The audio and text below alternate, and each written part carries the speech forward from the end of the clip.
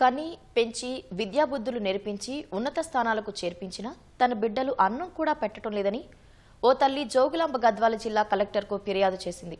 గద్వాల పట్టణం వీవర్స్ కాలనీకి చెందిన శంకరమ్మకు ఒక కుమార్తె, 2 కుమారులున్నారు.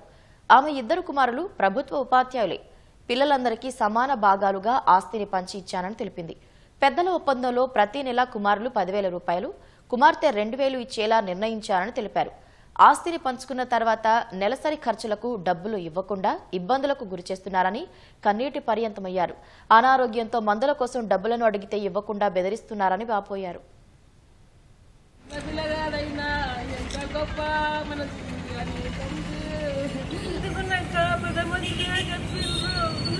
మంచికి 10,000 ఇవ్వాలని సరే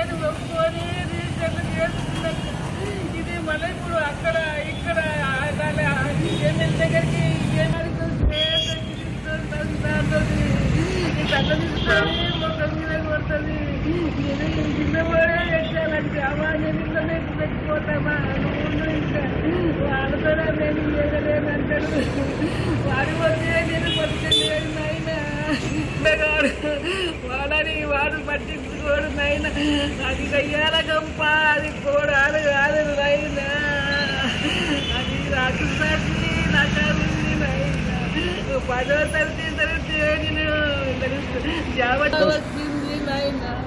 ఒకరికి అన్నం ఆకలి చెప్పిన దాన్ని నువ్వేమని పోయి అడుగుదు.